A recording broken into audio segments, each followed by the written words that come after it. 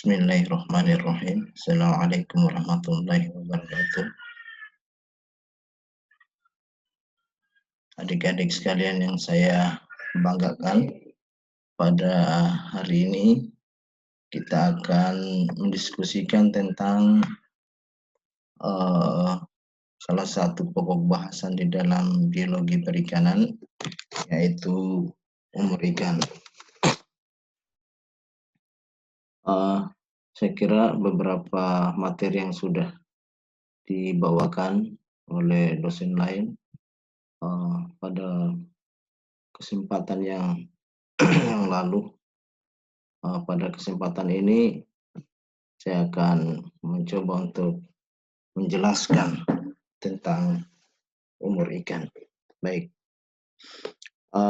umur ikan ini yang penting di dalam kita mempelajari biologi perikanan, karena dengan kita mengetahui umur ikan, maka kita bisa mengetahui kondisi populasi. Apakah populasi itu dia mempunyai struktur populasi yang stabil atau populasi yang tidak stabil. Itu bisa diketahui dari umur ikan, ya.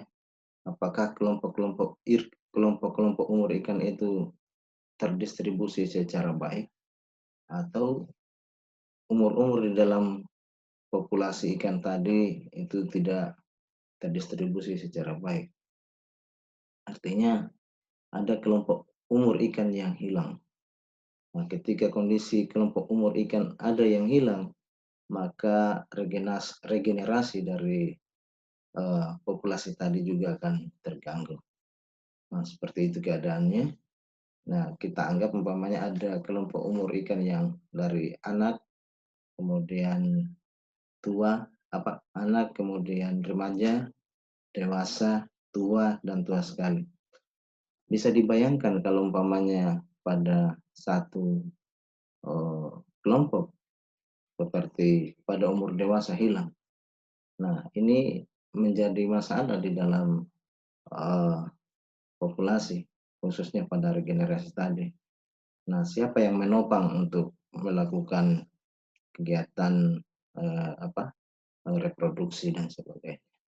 Begitu pula kalau adanya kelompok umur ikan yang kecil yang hilang, atau yang masih remaja dan anak. Ini juga akan sangat berbahaya, karena yang menopang untuk regenerasi berikutnya akan terputus. Nah, seperti itu adanya. Kemudian umur ikan ini juga digunakan di dalam ukuran pertama kali matang gonat. Jadi kita bisa mengetahui kapan ikan itu dia matang gonat, kapan ikan itu dia sudah mau memijah. Nah, ini dari umurnya, dari umur ikan.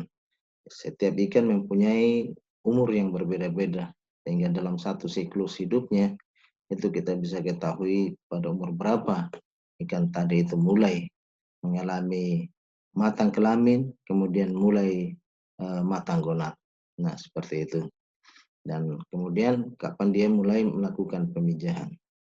Nah, ini ikan sudah melakukan pemijahan berapa kali, itu juga bisa diketahui dari umurnya. Nah, seperti itu. Nah, informasi-informasi ini penting di dalam pengelolaan sumber daya. Nah, kemudian umur ikan juga kita bisa mengetahui lama hidupnya. Jadi dalam siklus hidup ikan seperti yang saya katakan tadi, itu dalam setiap organisme, setiap spesies itu berbeda lama hidupnya dalam satu siklus. Ada ikan yang umurnya panjang dan ada ikan yang umurnya pendek. Nah, tergantung dari setiap jenis ikan.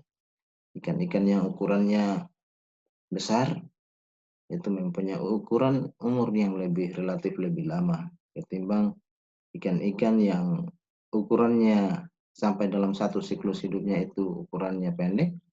Nah, umumnya dia mempunyai umur yang relatif lebih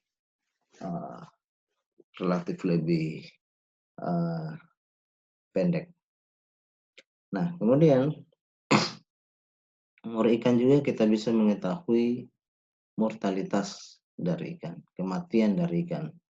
Ini bisa kita ketahui pada umur-umur eh, mortalitas alami yang tinggi itu terjadi pada umur-umur ikan yang kecil atau yang masih eh, juvenile atau masih larva atau masih dia ukuran anak atau remaja. Ini terjadi mortalitas alami. Nah, di sini hubungannya dengan umur ikan. Jadi umur ikan pada ukuran tadi itu itu sangat rentan pada kematian alami. Kemudian pada kematian penangkapan juga bisa diketahui bahwa ikan-ikan yang mati karena penangkapan itu berada pada umur-umur ikan yang di atas dari umur ikan ya, karena apa namanya kematian alami. Jadi seperti itu adanya. Jadi bisa kita ketahui umur ikan, kita ketahui mortalitas tadi dari dengan mengetahui umur ikannya. Pada umur ikan sekian dia itu matinya secara alami. Dan umur ikan seperti ini maka dia umumnya mati secara uh, karena penangkapan dan seterusnya. Lanjut, umur ikan juga. Dari umur ikan ini kita bisa mengetahui pertumbuhannya. Pertumbuhannya ini yang kita mengetahui pertumbuhan ikan, kapan ikan itu tumbuhnya cepat, kapan ikan itu tumbuhnya mulai melambat, dan kapan ikan itu hampir tidak tumbuh lagi. Nah, ini semua bisa diketahui dari umur ikan. Ikan dengan pertumbuhan sangat cepat, yang mana pertumbuhannya berada pada pola yang eksponensial, itu umumnya terjadi pada umur-umur muda. Kemudian terjadi titik pemelokan, mana di situ adanya pertumbuhan yang pada saat dia remaja dan seterusnya. Kemudian dia hampir kemudian dia mulai melambat tumbuhnya. Itu terjadi pada umur dewasa ke arah tua dan sampai pada akhirnya dia itu tidak tumbuh lagi. Nah, itu terjadi pada umur-umur dia itu masih sudah pada tingkatan yang sangat tua. Nah, begitu pula dengan produksi, kapan ikan itu mulai uh, produktivitasnya tinggi, itu kita bisa ketahui dari umur ikan, ya. Produktivitasnya tinggi, ya, kemampuannya dia regenerasinya besar. Nah, itu kelihatan dari umur ikan, ya. Seperti kalau kita sekarang dari umur 20 kalau manusia dari umur remaja 18 sampai dengan 40 itu merupakan usia-usia yang produktif. Nah, ikan pada setiap ikan itu berbeda-beda, ya, tergantung dari spesiesnya. Kapan dia mulai uh, produktif. Umumnya berada pada ukuran remaja sampai hampir mendekati tua. Seperti itu ya. Itu usia yang produktif untuk reproduksi, untuk kemampuannya dia beraktivitas dan sebagainya. Dan berada pada titik biomas yang cukup baik. Nah, ikan dalam satu perairan itu umumnya tidak berada dalam satu umur saja, ya, tetapi ada beberapa umur di situ, ya. Nah, sehingga kita bisa mengelompokkan bahwa ini ikan yang umurnya 1 tahun, 2 tahun, 3 tahun, dan seterusnya. Nah, umumnya pada ikan itu yang pemijahannya itu berlangsung secara tahunan, memijah setiap periode tahunan tertentu, ya, yang dengan pola yang teratur.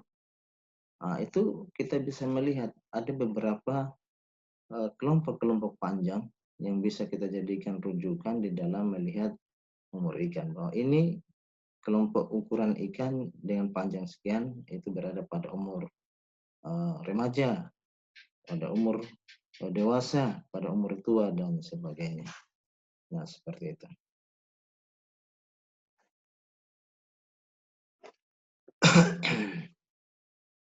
Nah, jadi ikan-ikan yang ada di dalam setiap kelompok ukuran tadi itu sangat bergantung pada rekrutmen tiap tahun ya. Jumlah ikan yang hilang di perairan karena mati alami, penangkapan, ya itu semua bisa diketahui ya sejarah daur hidupnya dari kelompok umur. Jadi umur-umur ini bisa kita ketahui bahwa ikan ini kelompok umurnya pada umur yang anak, dewasa, tua, atau remaja. Nah, ini bisa diketahui semua dari kelompok-kelompok ukuran seperti yang saya katakan sebelumnya ya, bahwa dia itu ya ikan itu pada dasarnya tidak terdistribusi hanya pada satu kelompok ukuran, tetapi umumnya dalam satu populasi itu cenderung dia itu eh, terdiri dari beberapa kelompok ukuran. Dan kelompok-kelompok ukuran ini itu kita bisa mengetahui bahwa ini adalah mewakili umur-umur tertentu seperti itu ya. Nah, demikian. Nah, bagaimana ciri-ciri ikan yang umurnya panjang? Nah, ikan yang umurnya panjang ini mempunyai ciri-ciri. Begitu pula ikan yang umurnya pendek, ya. Nah, ikan yang berumur panjang itu secara genetik merupakan ikan-ikan yang tergolong primitif, itu umumnya ya. Nah, seperti ikan-ikan yang kalau kita lihat di beberapa literatur primitif ini dari sisi dia punya apa? Bukan merupakan ikan yang modern dari sisi morfologi, ya morfologinya kelihatan, kemudian dari taksonominya itu masih sangat dekat dengan kekerabatannya dengan ikan-ikan yang berada pada ikan-ikan primitif, ya.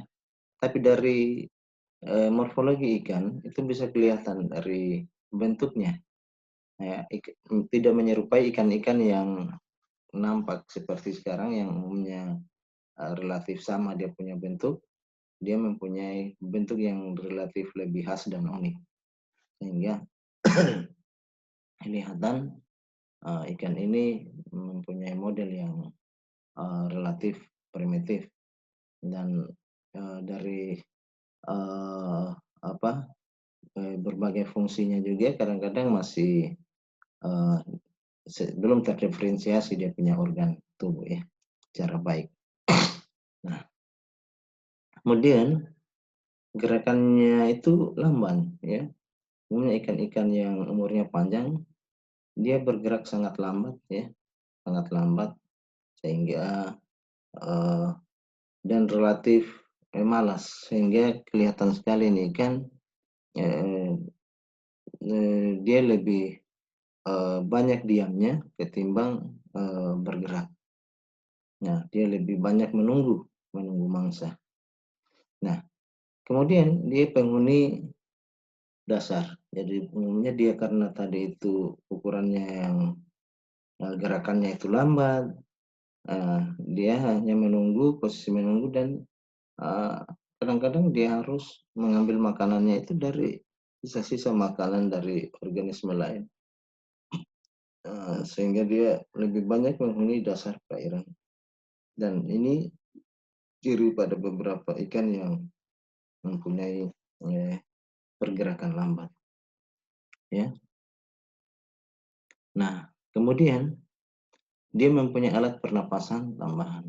Nah, jadi hewan ini cukup kuat, cukup tahan pada kondisi oksigen yang terbatas, di mana salah satu faktor pembatas pada perairan adalah oksigen.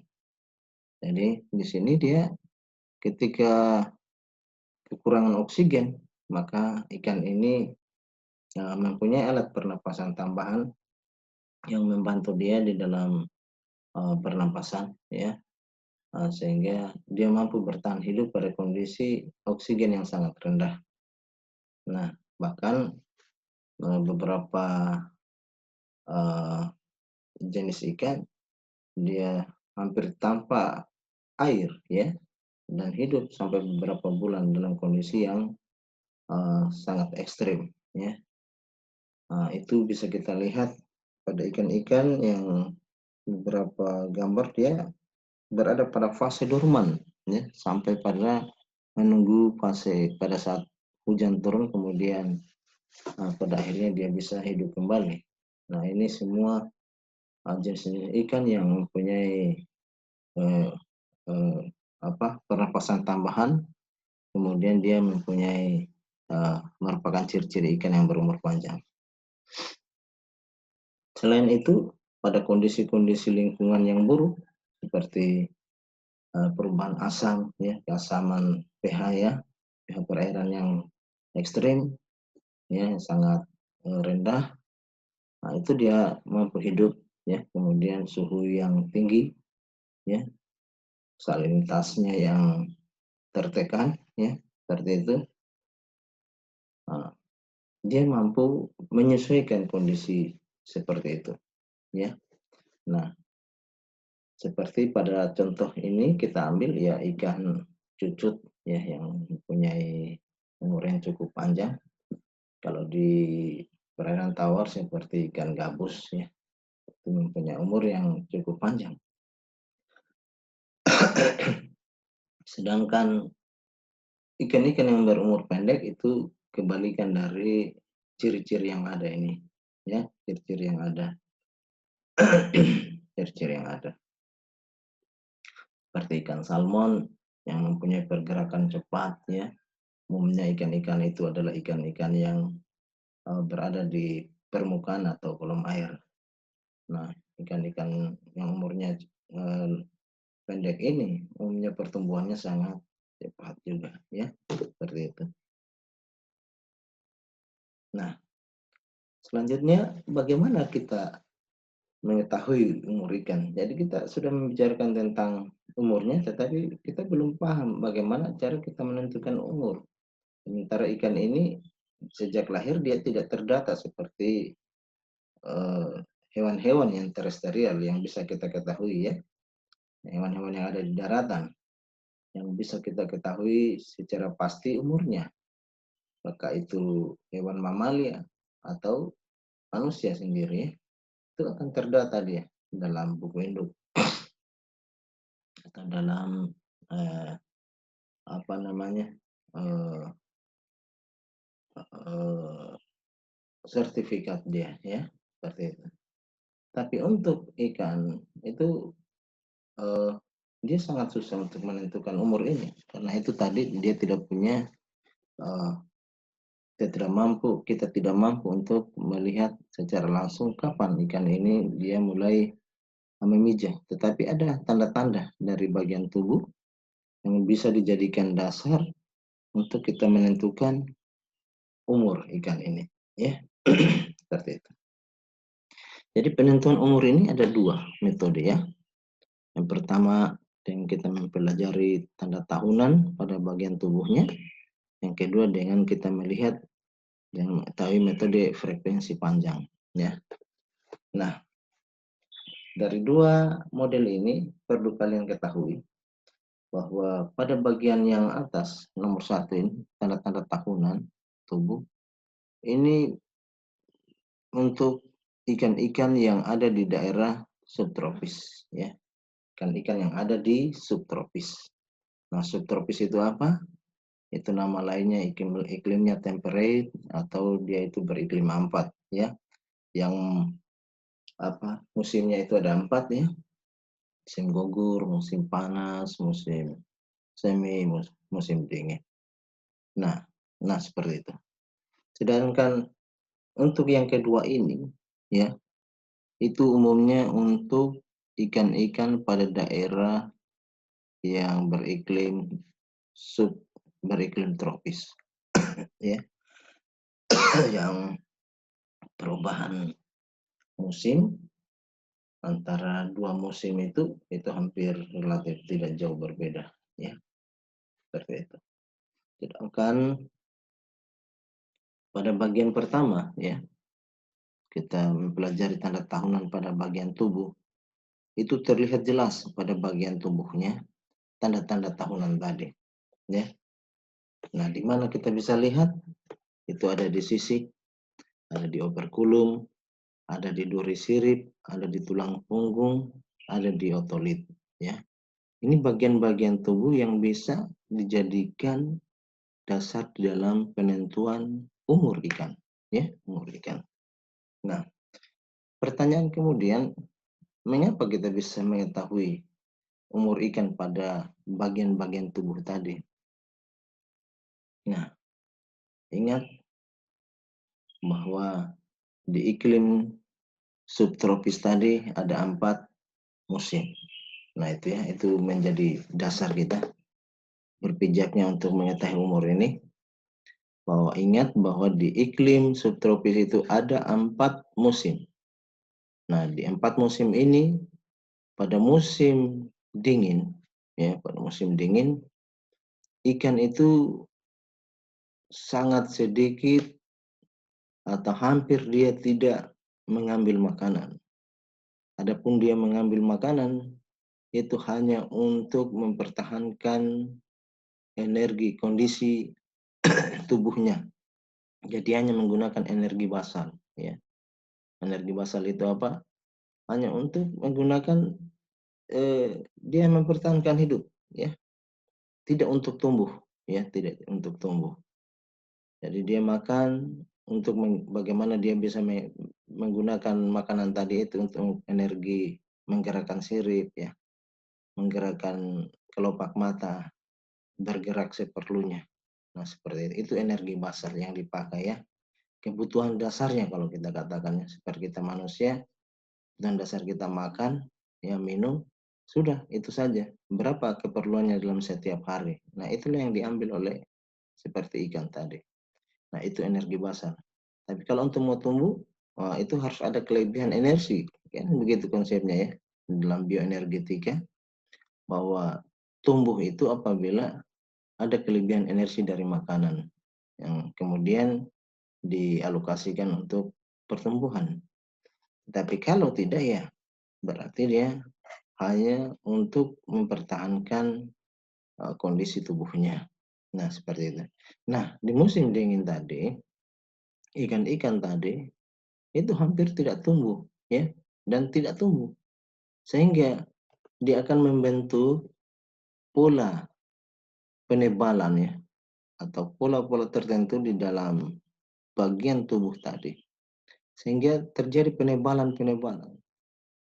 Ketika kita bisa melihat penebalan tadi di dalam sisik, di dalam operkulum, duri sirip, otolitnya, tulang punggungnya, terbentuk penebalan tadi. Nah, setiap penebalan itu mewakili umur tertentu, ya. Jadi kalau ada beberapa penebalan yang kita dapatkan, maka kita berkeyakinan bahwa ikan itu telah mengalami beberapa kali atau melewati musim dingin. Nah, seperti itu. Nah, setiap satu musim dingin itu berlangsung setahun. Jadi kalau ada 3 penebalan, berarti dia ikan ini sudah melewati 3 tahun musim dingin. Artinya ikan itu umurnya sudah berumur 3 tahun. Seperti itu, ya. Nah, begitu pula di sisik, ya, di otolit, tulang punggung. Itu terbaca. Dan ini bisa diamati ketika kita mengambil sisik, mengambil operkulumnya atau otolitnya. Dan kelihatannya pada mikroskop atau kaca pembesar. Nah, seperti itu adanya. Nah, sedangkan penentuan umur dengan metode frekuensi panjang, ini yang kita lakukan di daerah tropis, ya. Di daerah tropis seperti kita di Indonesia, yang iklimnya antara panas dengan dingin itu hampir tidak jauh berbeda. Nah, pada kondisi seperti ini, maka tidak terbentuk tanda-tanda tahunan dalam tubuh tadi. Sehingga susah sekali kita mau melacak berapa umur ikan yang ada di perairan ini pada jenis tertentu. Nah, untuk itu maka kita hanya bisa mendekati dari kelompok-kelompok umur, ya, dari ikan. Jadi ikan kita ambil, kita sampling ikan jenis tertentu.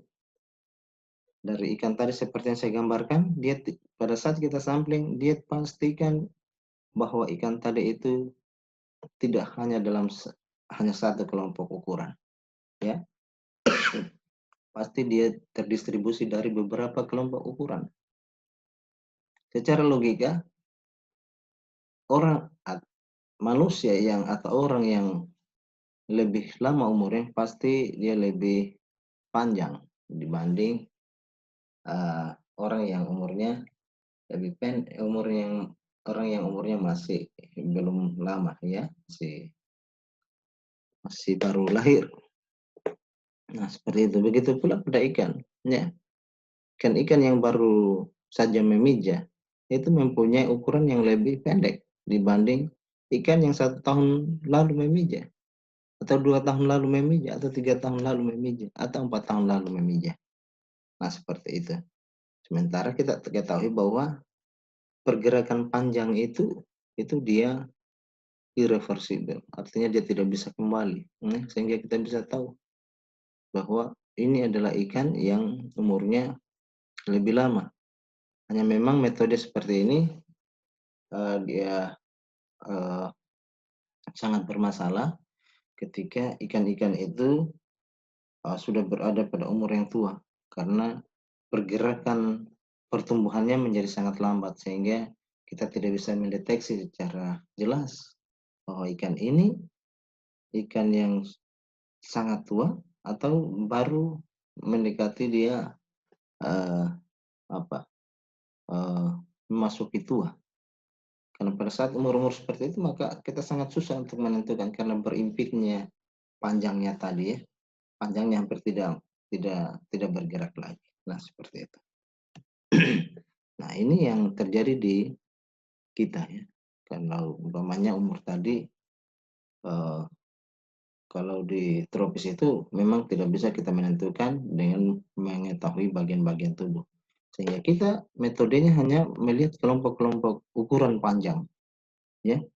Melihat kelompok-kelompok ukuran panjang, kemudian kita mendeteksi bahwa ini kelompok ukuran yang berbeda dengan kelompok ukuran yang lainnya, sehingga kita bisa memastikan bahwa dia adalah kelompok ukuran anak, remaja, dewasa, tua, sangat tua. Sampai situ kita punya kemampuannya. Lebihnya itu akan sangat susah kita menentukan ikan, ya, kelompok umur ikan.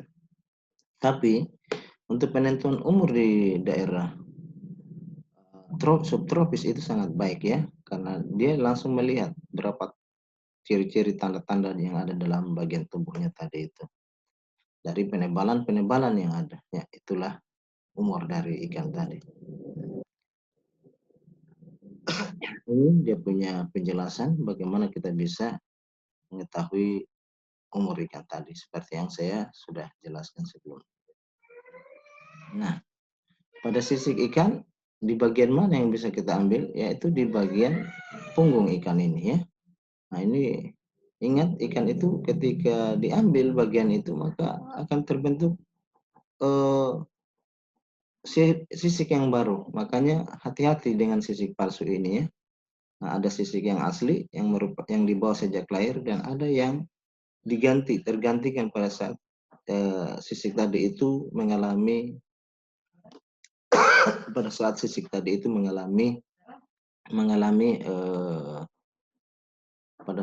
tadi itu dia mengalami eh, ikan tadi itu sisiknya jatuh seperti itu. Nah, makanya kalau seperti keadaannya maka kita harus mengambil sisik ikan berulang-ulang sehingga kita bisa memastikan bahwa kondisi ikan yang umur ikan ini tidak relatif jauh berbeda, ya, dengan sisik yang setelahnya, gitu. Jadi umumnya pengambilannya kita lakukan di punggung, ya, seperti itu. Nah, ini caranya pengambilannya. Nah, ini tanda-tanda yang terbentuk dari atau garis-garis yang menyebabkan adanya penebalan, ya. Ini penebalan. Nah, penebalan-penebalan inilah yang terjadi di musim dingin. Kalau kita lihat ada beberapa penebalan, ada umur 1, 2, 3, 4, 5, 6, ini yang paling jelas 7, ya. Jadi ikan ini sudah melewati beberapa musim dingin, ya.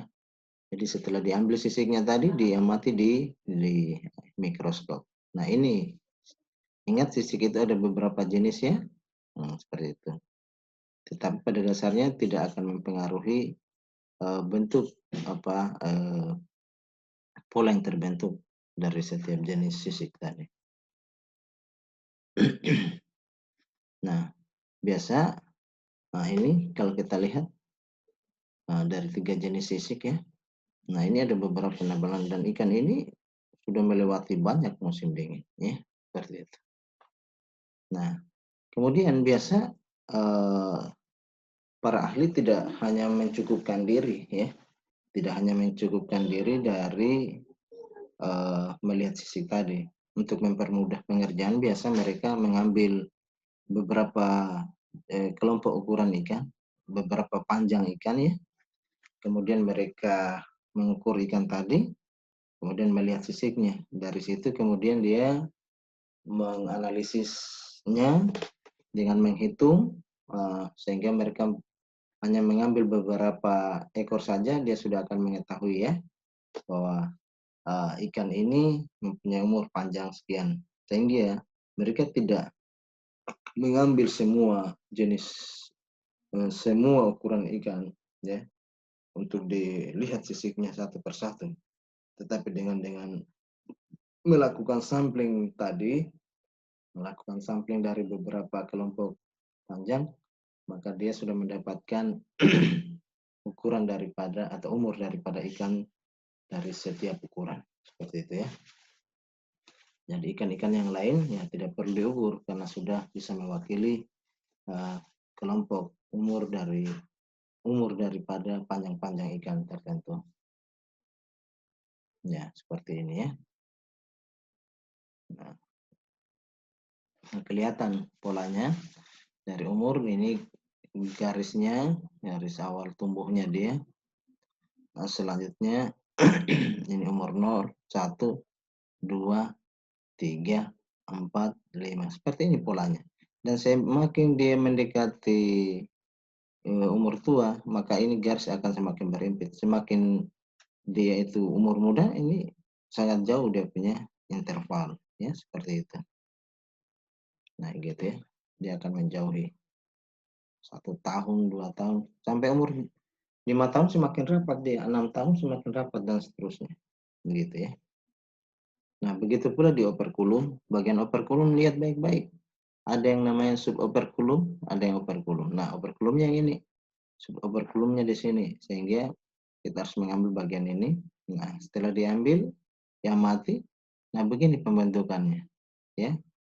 Sama polanya, yang awalnya tadi cepat, jarang-jarang, sampai pada akhirnya dia semakin rapat. Ini pola-pola yang terbentuk di musim dingin ya, seperti ini. Nah, musim dingin dia rapat sehingga dia tidak tumbuh. Nah, disitulah kita bisa mengukur. Jadi kalau kita lihat ini ada berapa umur ini. 1, 2, 3, 4, dan seterusnya. Seperti itu ya. Nah, di otolit, di batu telinga ya, orang bilang titik keseimbangan di situ. Nah, di dekat otak ya, otaknya ini otolit ya. Nah, kita ambil, kan kelihatan ini tadi. Nah, seperti ini bentuknya, diamati. Nah, ini ada beberapa garis-garis seperti yang ada di operculum tadi ya. Ini masih muda, masih 2 tahun. Ini sudah 6 tahun. Nah, seperti ini ya. Seperti itu. Nah, sama ini untuk umur ikan bisa kelihatan itu ya, warna yang menebal. Nah, sama ya. Ini umur ikan sudah sangat tua sekali, 20, 23 tahun umurnya. Ya. Sama ini ya, seperti itu. Nah, begitu untuk yang penentuan pembacaan umur dengan menggunakan apa namanya, dia punya tanda-tanda pada bagian tubuh. Nah, sekarang yang metode frekuensi panjang. Nah, ini tadi diterapkan di daerah tropis ya. Nah, ini tergantung sekali pada reproduksi dan pertumbuhan ikan. Jadi kita hanya bisa mengetahui ini harus ada informasi tentang siklus hidup dari ikan tadi. Apakah ikan ini dia punya pemijahan yang serentak pada satu musim tertentu, sehingga kita bisa melihat polanya dalam tahunan, atau dia itu memijahnya setiap 6 bulan. Nah, ini harus diketahui betul. Kalau dia itu memijahnya setiap 6 bulan, maka dia bukan pola pergerakan kelompok umur tadi itu adalah pola pergerakan yang 6 bulan. Kalau umpamanya dia itu kelompok-kelompok umur tadi itu dia memijah setiap tahun, maka dia kelompok-kelompok umur tadi itu dari anak, kemudian remaja, dewasa itu adalah umur tahunan, seperti itu ya. Umur tahunan. Nah, ini yang harus perlu diketahui oleh mahasiswa.